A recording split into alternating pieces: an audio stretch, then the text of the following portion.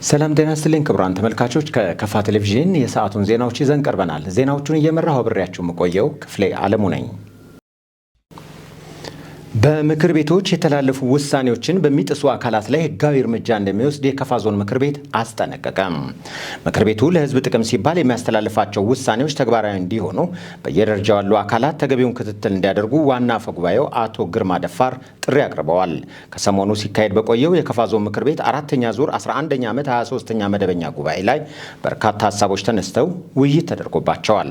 ጉባኤ ላይ በርካታ የምክር ቤቱ አባላት ሀሳብና አስተያየት በመስጠት ተሳትፏል። በበቂ ደረጃ በሚባል ደረጃ እድሉን ያገኙ ምክር ቤት አባላት በየአካባቢያቸው ያሉትና የተስተዋሉ መልካም ነገሮች እንዳሉ ሁሉ መታረም አለባቸው ያሏቸውን ነገሮች በዝርዝር አንስቷል። በሁሉም ዘርፍ ማለት ይቻላል ማለት ነው። በዚሁ መሰረት ሰፊ ውይይት ተደርጎ ከሚመለከታቸው አካላትም ምላሽ ተሰጥቶበት በአስተያየት ደረጃም ቀጣይ በ2017 ዓመተ ምህረት እቅድ ውስጥ ተካቶ መሻሻል የሚገባቸው ጉዳዮች እንዳሉም መተማመን ላይ ተደርሷል።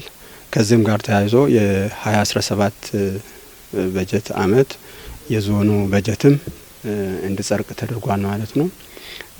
በአጠቃላይ የበጀት ሁኔታውን ስናይ ከዚህ በፊት ከነበረው ሁኔታ በዋነኛነት ከመንግስት ግምጃ ቤት የሚመጣው ሀብት እያነሰ ከዞኑ የሚሰበሰበው ሀብት እየጨመረ ነው እየሄደ ያለው። ይህን ስናይ በአብዛኛው ወደ 59% ማለት ይቻላል ከጸደቀው በጀት ከዞኑ የሚሰበሰብ ገቢ ነው ማለት ነው። በጥቅሉ በጀቱን ስናይ በዚህ 2017 በጀት ዓመት ከ4.8 ቢሊዮን ብር በላይ ከመንግስት ግምጃ ቤት እና ከዞኑ ከሚሰበሰበው ጥቅል በጀት ምክር ቤቱ አጽድቆ ወደ ስራ እንዲገባ አቅጣጫ ሳይቷል። ከነዚህ መካከልም በወረዳ ደረጃ ለትምህርት ቤቶች ብሎክ ጋራንቲ የማይዙ ወረዳዎች እንዲሁም የመድኃኒት መግዣ በበጀት የማይበጅቱ መዋቅሮች በአዲሱ በጀት ዓመት የግዴታ መያዝ እንዳለባቸው ውሳኔ የተላለፈ መሆኑን ጠቅሰው ይህን በማይፈጽሙና የምክር ቤቱን ውሳኔ በማይተገብሩ አካላት ላይ ሕጋዊ እርምጃ እንደሚወሰድ አፈ ጉባኤው ተናግረዋል። የተነሱት ዋና ዋና ጉዳዮች አንዳንድ ወረዳዎች ለትምህርት ቤቶች ብሎክ ግራንት የማይዙ ወረዳዎች በዚህ ጉባኤ ላይ ተወቅሰዋል። አንዳንድ ጤና ጣቢያዎች ላይ ቅድሚያ በመስጠት የመድኃኒት በጀት የማይዙ ወረዳዎችም ተነስተው ተገምግመዋል። በዚሁ መሰረት በቀጣይ ብሎክ ግራንትና የመድኃኒት በጀት መያዝ ከግዴታ ወጪዎች ውስጥ እንዲገባና ይህንን የማይዝ ወረዳ ካለ ተጠያቂ እንደሚሆን ምክር ቤቱ አቅጣጫ አስቀምጠው በበርካታ ጉዳዮች ላይ የተነሱ ጉዳዮችን ተወያይተናል። በተለይ በወረዳ ደረጃ የግብአት ዕዳ ያለባቸው አካላት በአስቸኳይ ወደ መንግስት ካዝና እንዲመልሱና ለሕግ እንዲቀርቡ እንዲደረግ ያሳሰቡት አቶ ግርማ በተለይም የኦሞ ማይክሮ ተቋማት ያለባቸውን የግብአት ገንዘብ ኦዲት እንዲያስደርጉ አሳስበዋል። ይህንን ተላልፈው እምቢተኛ የሆኑ ተቋማት በሕግ እንደሚጠየቁ ዋና አፈ ጉባኤው መግለጻቸውን የዘገበው ባልደረባችን ፍጹም ተሾመ ነው። ማዳበሪያ ዕዳ ጋር ግብአት ጋር ተያይዞ ያለው ነገር ከዚህ በፊት የነበረው የብድር ሞዳሊቲ ነው የነበረው። አሁን ግን የእጅ በእጅ ሽያጭ ስለሆነ አሁን የእጅ በእጅ ሽያጭ የተያዘው ወይ ደግሞ የሚሰበሰበው ገቢ በአግባቡ በተከፈተው ባንክ አካውንት ሳይገባ የተለያዩ ቦታዎች ላይ ያለ መሆኑን የምክር ቤት አባላት አንስቷል። በዚህ ላይም የእርምት እርምጃ እንዲወሰድና በአግባቡ ይህ ሀብት እንዳይባክን በየደረጃው ያለው አመራር ክትትል ቁጥጥር እንዲያደርግ በዚህ ላይም የምክር ቤት አባላት በቋሚ ኮሚቴዎቻቸው አማካይነት በየመዋቅራቸው ያለውን ሁኔታ እንዲከታተሉም አቅጣጫ ተቀምጧል ማለት ነው። ከዚህ ጋር ተያይዞ ኦሞ ባንክ ላይ የተቀመጠው የግብአት ገንዘብ የተባለው አንዳንድ የኦሞ ባንክ ተቋማት በየወረዳ ያሉት ኦዲት አናስደርግም እስከ ማለት የተደረሱበትን ሁኔታ ኦዲት የማያስደርጉ ኦዲት ተደርጎም ቢሆን በእጃቸው የግብአት ገንዘብ ያሉባቸው የኦሞ ተቋማት በሕግም ቢሆን ተጠይቆ ይሄን በጀት መመለስ አለባቸው የሚል እንደ ምክር ቤት ጠንካራ አቋም የተያዘበት ነው። የህዝቡን የቆየ ባህልና እሴት ለትውልድ ለማሻገር ተቀናጅቶ መስራት እንደሚገባ የከፋ ዞን ባህል ቱሪዝምና ስፖርት መምሪያ አስታወቀም። በ2017 ዓ.ም የሚከበረውን የካፈቾ ብሔር የዘመን መለወጫ በዓል መሽቀሬ ባሮ አከባበር በተመለከተ ከባለድርሻ አካላት ጋር ውይይት ተካሂዷል። አንተነህ ፍቃዱ በመድረኩ የመክፈቻ ንግግር ያደረጉት የዞኑ ባህል ቱሪዝምና ስፖርት መምሪያ ኃላፊ አቶ ነጻነት ብርሃኑ የካፈቾ ዘመን መለወጫ በዓል ከዚህ በፊት ከነበረው በተለየ መልኩ ለማክበር የጋራ ግንዛቤ ለመያዝ የተዘጋጀ መድረክ ነው ብለዋል። በዓሉ በተከታታይ ሲከበር እስከዛሬ የደረሰ ሲሆን በዚህም በህዝቡ ዘንድ የበዓል አከባበር እና የግንዛቤ ሁኔታ ከጊዜ ወደ ጊዜ የተሻሻለ መምጣቱን ተናግረዋል። ባህል ለሁሉም ጉዳይ ትልቅ ሚና እንዳለው የተናገሩት አቶ ነጻነት በበለጠ ለማስፋትና ለማክበር ሁሉም የድርሻው መወጣት እንዳለበትም ጥሪያቸውን አቅርበዋል። የራስን ባህል ጠንቅቆ ከማወቅና ከማስተዋወቅ ባለፈ ለተተኪው ትውልድ ማስተላለፍ ይገባል ያሉት ኃላፊው ለዚህም የሁሉም ባለድርሻ አካላት ትብብር እንደሚፈልግም ጠቁመዋል። የውይይት ሰነድ ያቀረቡት አቶ ጸጋዬ ገብረ ማርያም የባህል ምንነት፣ በዓሉ የሚከበርበትን ዓላማ እና ከረጅም ጊዜ ጀምሮ እስከ ዛሬ የመጣ በዓል መሆኑን የሚያሳይ ሰነድ አቅርበዋል። በመድረኩ የተገኙ አስተያየት ሰጪዎች በበኩላቸው አሁን ባለው ሁኔታ ባህልና ቅርስ ላይ ትኩረት ሊሰራ ይገባል ነው ያሉት። በዞኑ ውስጥ ያሉ ቱሪስት መዳረሻዎችን እና ቅርሶችን ማልማት፣ ማስተዋወቅና ሌሎች ስራዎች ተጠናክረው መቀጠል እንዳለባቸው አሳስበዋል። የልማት ስራዎችን፣ የሀገር ሰላምን፣ የሰብአዊ መብት አጠባበቅንና ሌሎችን ጉዳዮች በመገምገም በአፈጻጸሙ ውጤታማ የሆኑ የሚሸለሙበትና ኃላፊነታቸውን ያልተወጡ ሹማምንትም በሌሎች የሚተኩበት በዓል መሆኑም ተነግረዋል። ይህ በዓል በፖለቲካ፣ በኢኮኖሚ እና በማህበራዊ ዘርፎች ላይ ሚናው የጎላ በመሆኑ ይህንን በሚያሳካ መልኩ የዘንድሮውን ማክበር እንደሚገባም በጋራ መስራት እንደሚያስፈልግም አሳስበዋል። በውይይቱ ከተሳተፉት የሃይማኖት ተቋማት ተወካዮች በዓሉ ከየትኛውም ሃይማኖት ጋር የማይቃረን በመሆኑ ወግንና ባህልን ከማስተዋወቅ ፋይዳው የጎላ ነው ብለዋል። ባህልን በተገቢው መንገድ ጠብቆ ለተተኪው ትውልድ ለማስተላለፍ የሃይማኖት ተቋማት ሚናው የጎላ በመሆኑ የድርሻቸውን እንዲወጡም ተነግረዋል። የከፋ ባህል ምክር ቤት ሰብሳቢ አቶ ብርሃኑ ኃይሌ ምሁራንና ተመራማሪዎች የህዝቡን ባህል በማስተዋወቅና ግንዛቤ በማስጨበጥ ረገድ የድርሻቸውን ሊወጡ ይገባል ብለዋል። የከፋ ዞን ብልጽግና ፓርቲ ቅርንጫፍ ጽህፈት ቤት ኃላፊ አቶ አጥናፉ ኃይሌ በበኩላቸው የማህበረሰቡን ባህል በሀገርና በዓለም አቀፍ ደረጃ ለማስተዋወቅ መስራት ይገባል ብለዋል። በዓሉ የማህበረሰቡን ታሪካዊና ባህላዊ እሴቶችን መሰረት በማድረግ የሚከበር እንዲሁም ሁሉም የብሔሩ ተወላጆችና ወዳጆች አንድነታቸውን የሚያሳዩበት እንደሆነም ገልጸዋል። በውይይቱም የሃይማኖት ተቋማት ተወካዮች፣ የዞኑ መምሪያ ኃላፊዎች እና የወረዳ አስተዳዳሪዎች፣ ባህል ምክር ቤት አባላት እንዲሁም ሌሎች ባለድርሻ አካላትም ተሳትፈዋል። የከፋ ዞን ከፍተኛው ፍርድ ቤት ባለፈው በጀት ዓመት ከ27 ሺህ በላይ የወንጀልና ፍትሐ ብሔር መዝገቦች ላይ ውሳኔ ያስተላልፍ ያለው አለ። ይህ የተገለጸው የፍርድ ቤቱ ፕሬዝዳንት በከፋ ዞን ምክር ቤት 4ኛ ዙር 11ኛ ዓመት 23ኛ መደበኛ ጉባኤ ላይ ሪፖርት ባቀረቡበት ወቅት ነው። አንተነህ ፍቃዱ የከፋ ዞን ምክር ቤት 4ኛ ዙር 11ኛ ዓመት 23ኛ መደበኛ ጉባኤ ላይ የከፍተኛ ፍርድ ቤት ፕሬዝዳንት አቶ መንግስቱ ከበደ ሪፖርት አቅርበዋል። በሪፖርታቸው እንዳመለከቱት ፍርድ ቤቱ በበጀት ዓመቱ ከቀረቡት የወንጀልና ፍትሐ ብሔር መዝገቦች መካከል ለ27014 መዝገብ ውሳኔ ማስተላለፉን አመላክተዋል። በዞን ደረጃ ከቅጣትና ከሌሎች አይነት የክፍያ መንገዶች 10.1 ሚሊዮን ብር በላይ ወደ መንግስት ካዝና ማስገባት መቻሉንም ገልጸዋል። በበጀት ዓመቱም የመዝገብ ጥራት አቅም 97.4 በመቶ ማድረስ ተችሏል ተብሏል።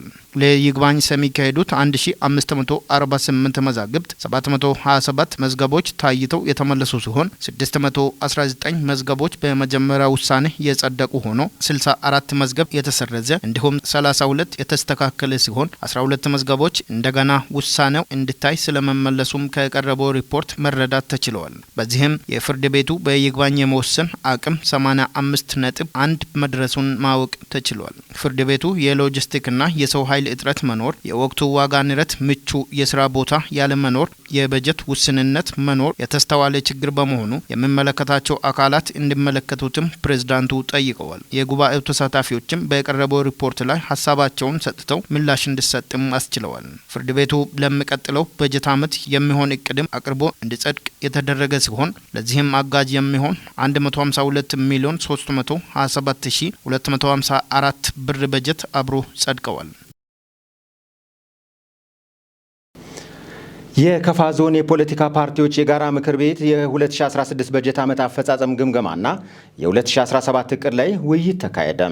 ተጨማሪ አለን።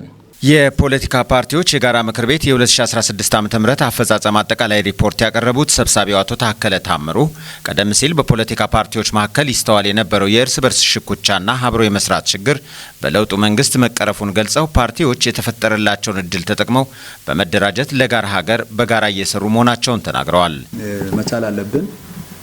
ይህን ጊዜ ቀጠሮ ይዘን ክረምቱ ከመውጣቱ በፊት የደም ልገሳ ማድረግ የጋራ ምክር ቤቱ የችግኝ ተከላ አለን። አገራዊ ነው። ነሐሴ 15 ነው። እሱ ላይ ተገኝተን መትከል ግንቦ ላይ ጎጀብ ከተማ ላይ ይተከላል።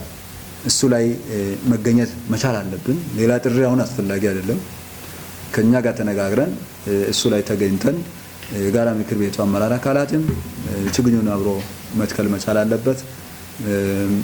በያለንበት ደግሞ በተለይ ቦንጋ ከተማ ላይ ላውንች በሚደረግበት ጊዜ ተገኝተን በጋራ ችግኝ ተከላዎችን መስራት የአረጋውያን ቤት የሚጠገንበት ሁኔታ ላይ በቅድ ይዘን በሀገሪቱ የፖለቲካ ምህዳር መስፋት ለዲሞክራሲ ባህል ግንባታ መደላደል መፍጠሩን የተናገሩት ሰብሳቢው ይህንን ተከትለው የዞኑ የፖለቲካ ፓርቲዎች የጋራ ምክር ቤት አባላት በመደማመጥ እየሰሩ እንደሆነም ተናግረዋል።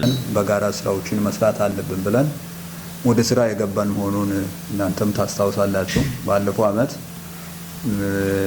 በአዲስ መልክ የጋራ ምክር ቤቱ ከተደራጀ በኋላ ይህን ጉዳይ በጋራ ተስማምተን መሄድ አለብን ብለን ነው ያሰብነው። ስለዚህ ዋና ጉዳይ በፖለቲካ ፓርቲዎች መካከል የነበረው እርስ በርስ መፈራረጅ፣ መነቋቆር፣ የአብሮነት ችግር በለውጡ መንግስት ተስተካክሎ እንግዲህ የጋራ ምክር ቤት በጋራ ፈቅደን አደራጅተናል። ባደራጀነው መሰረት አሁን 8 የነበረው ኦልሞስት ወደ 9 ሀገራዊ አካባቢ አሁን እየመጣም ስላለ ወደ 9 እየመጣ ነው ያለው። ሲጀመር ከነበረው አሁን የመሻሻል መጥቷል። እየመጡ ነው። እዚህ ውስጥ ያልገባው እዚህ ዞን ውስጥ ካለው እናት ፓርቲ ነው። ወደዚህ ያልመጣው ከእናት ፓርቲ በስተቀር የጋራ ምክር ቤት ውስጥ እየመጣን ያለንበት ሁኔታ በጣም በተሻለ መንገድ ወስደናል። ያው የክልላዊ ሁለቱ ነባር ፓርቲዎች ባሉበት የቀጠሉበት ሁኔታ ነው ያለው ነውና በዚህ መሰረት ቀሪውን ሪፖርት ያመጡና እናደርጋለን። ምክር ቤቱ የዞኑን የልማትና የጸጥታ ስራዎችን ከመደገፍ አኳያ ስላከናወናቸው ተግባራትም ገልጸዋል። በጋራ ምክር ቤት ውስጥ የታቀፉ የፖለቲካ ፓርቲ አባላት ስራዎችን እንዲሰሩ አድርገናል። ግን ደግሞ ጉብኝትም እንዲደረግ የጋራ ምክር ቤቱ በጋራ ሄደን ጉብኝት አድርገናል። ከአንድም 2 ጊዜ አድርገናል። የማሳተፍ ሁኔታ መኖር በእንቅስቃሴያቸው ስኬታማ እንዲሆኑ እያደረጋቸው እንደሚገኝ የተናገሩት ደግሞ የጋራ ምክር ቤቱ ምክትል ሰብሳቢና የነጻና እኩልነት ፓርቲ ሊቀመንበር አቶ ናትናኤል በድሩ ዘማን ናቸው። ከፍተኛ የዲሞክራሲ ስርዓት ግንባታ ላይ እድገት ማስገኘት አስችሏል። በዋናነት የከፋ ዞን አስተዳዳሪ ክቡር አቶ እንዳሻው ከበደ እጅግ በጣም በአጠቃላይ የከፋ ዞን አስተዳደርን እጅግ በጣም እናመሰግናለን። እንደ ዞን የጋራ ምክር ቤትም ምስጋናችን በተለያየ መንገድ እየገለጽን ነው። በማህበራዊ ሚዲያም በጋራ ምክር ቤቱ ስሙ ምስጋና የገለጽንበት አግባብ አለ። እንዲሁም ደግሞ በደብዳቤዎች ጭምር የዞኑን መንግስት እያመሰገን ያለንበት ሁኔታ ነው ያለው። በዋናነት የምናመሰግነው የጋራ ምክር ቤቱ ጋር ተቀራርቦ ከመስራት ባለፈ የጋራ ምክር ቤቱን ለዲሞክራሲ ስርዓት ግንባታ እጅግ በጣም አስፈላጊ ነው ተብሎ በበጀት የተደገፈበት የ100 ሺህ ብር የገንዘብ ድጋፍ ለዞኑ የፖለቲካ ፓርቲዎች የጋራ ምክር ቤት የተደገፈበት ሁኔታ ነው ያለው። ይህን ሁኔታ ደግሞ እጅግ በጣም በቀላል ሳይሆን በተለየ ሁኔታ ነው የምናየው። በዛም ልክ ነው የዲሞክራሲ ስርዓት ግንባታው ላይ ጉልህ ሚና ያለው ማለት ነው። በከፋ ዞን ያለ አግባብ ዋጋ ጨምረዋል በተባሉ 352 የንግድ ተቋማት ላይ እርምጃ መውሰዱን የከፋ ዞን ንግድና ኢንቨስትመንት መምሪያ አስታወቀም።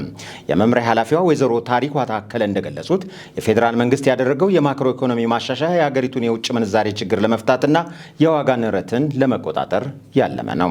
እስከዛሬ ባለው መረጃም በዞን ደረጃ በሁሉም መዋቅሮች የታሸጉ የንግድ ድርጅቶች ብዛት 244 ሲሆኑ የጽሁፍ ማስጠንቀቂያ የተሰጣቸው 68፣ የቃል ማስጠንቀቂያ የተሰጣቸው ደግሞ 40 በድምሩ 352 የንግድ ተቋማት ላይ እርምጃ መወሰዱን ወይዘሮ ታሪኳ ገልጸዋል። በምርቶች ላይ ያለ አግባብ ዋጋ የሚጨምሩ የንግድ ተቋማት ላይ የሚደረገው ጥብቅ ቁጥጥር ይቀጥላል ያሉት ወይዘሮ ታሪኳ ሸማቹ ህብረተሰብ ያለ አግባብ የዋጋ ጭማሪ የሚያደርጉ ነጋዴዎች ሲያጋጥሙት ለሚመለከተው አካል እንዲያሳውቅ ጥሪ ማቅረባቸውን የዘገበው ባልደረባችን በላቸው በላይ ነው።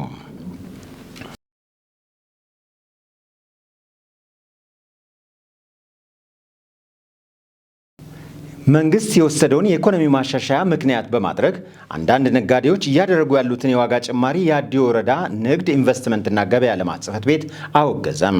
ጽሕፈት ቤቱ አሳማኝ ያልሆነ የዋጋ ጭማሪ በሚያደርጉ ነጋዴዎች ላይ የሚወስደውን እርምጃ አጠናክሮ እንደሚቀጥልም አሳውቋል። የወረዳው የመንግስት ኮሚኒኬሽን ጉዳዮች ጽሕፈት ቤት ያደረሰንን ዘገባ ማርሸት ሰይፉ ያቀርበዋል። የጽሕፈት ቤት ኃላፊ አቶ አድማሱ ዋጋናው እንደገለጹት የኢኮኖሚ ስርዓትን ለማሻሻል ሀገራዊ የማክሮ ኢኮኖሚ ማሻሻያ ከተደረገ በኋላም አንዳንድ ነጋዴዎች ዘንድ የሚታየው የዋጋ ጭማሪ በፍጹም ህገወጥ በመሆኑ ይህንን ተግባር ለማስቆም ግብረ ኃይል ተቋቁሞ የቁጥጥር ስራ መጀመሩን አብራርቷል። በወረዳ ውስጥ 1340 ህጋዊ ነጋዴዎች መኖራቸውን የጠቆሙት ኃላፊው የማክሮ ኢኮኖሚ ማሻሻያ ከተደረገ በኋላ አንዳንድ ነጋዴዎች አላስፈላጊ የዋጋ ጭማሪ፣ ሸቀጦችን የመደበቅና የማሸሽ እንዲሁም የህገወጥ ንግድ ላይ ሲሰማሩ ተስተውሏል ብሏል። ግብረ ኃይሉ በካካ ማዕከል የክትትልና ቁጥጥር ስራ ከጀመረበት ቀን ጀምሮ እስካሁን ባለው ጊዜያት ውስጥ 44 የንግድ ሱቆችና 3 ምግብ ቤቶች በአጠቃላይ ለ47 ቤቶች ግንዛቤ መሰጠቱን ኃላፊው አብራርቷል። በሚቀጥለው ጊዜያት ውስጥም የህግ የበላይነትን ባከበረ መልኩ ማስጠንቀቂያ ተሰጥቷቸው የንግድን ደንብና መመሪያ በተከተለ መልኩ እንዲነግዱና ከህገወጥ ተግባራቸው ላልተቆጠቡ አካላት ላይ ህጋዊ እርምጃ እንደሚወሰድም ተናግሯል። ይህ ተግባር ከካካ ማዕከል ባሻገር በሁሉም ማዕከሎች ላይ ግብረ ኃይል በመቋቋም ተጠናክሮ እንደሚቀጥልም የገለጹት ኃላፊው ሸማቹ ማህበረሰብ ህገወጥ ንግድና ዋጋ ጭማሪ የሚያደርጉ አካላቶችን ሲያገኙ ጥቆማ በመስጠት እንዲተባበሩ መልእክት አስተላልፏል። አስተያየት ሰጪዎችም በበኩላቸው ነጋዴዎች አውቀውም ይሁን ሳያውቁ የንግድ ስርዓትን የሚተላለፉ ከድርጊታቸው እንዲታቀቡና ደንብና መመሪያን በተከተለ ሁኔታ መስራት እንዳለባቸውም አንስቷል። ነጋዴዎች ህግና ስርዓትን በተከተለ መልኩ መነገድ አለባቸው ያሉት አስተያየት ሰጪዎች እንደ ሀገር ይደረጋል ተብሎ የተገለጸውን የማክሮ ኢኮኖሚ ማሻሻያ ተከትሎ ውስን ነጋዴዎች ገና ወደ ተግባር ሳይገባ የሸማቹን ማህበረሰብ ክፍል ብዝበዛ ለማድረግ ጥረት ማድረጋቸውን የገለጹት አስተያየት ሰጪዎች ይህ ተግባር ሊወገዝ የሚገባ በመሆኑ ሁሉም ሊረባረብ ይገባል ብለዋል። ነጋዴዎችም የአካባቢውን ሸማቾች ማህበረሰብ ሳይጎዱ የራሳቸውን ጥቅም ሳያጡ መነገድ እንዳለባቸው ገለጹት። አስተያየት ሰጪዎች በንግድ ደንብና መመሪያዎች ላይ ለነጋዴዎች የግንዛቤ ማስጨበጫ ስልጠና ብሰጣቸው የሚልና ሌሎች አስተያየቶች ተነስቷል። ክቡራን ተመልካቾች ከከፋ ቴሌቪዥን የሰዓቱ ዜናዎቻችን የእስካሁኖቹ ነበሩ። ዜናዎቹን እየመራው ክፍሌ ያለሙ አብሬያችሁ ቆይቻለሁ። ቀሪ ጣቢያችን መሰናዶች ይቀጥላሉ። በእኔ በኩል ሰላም።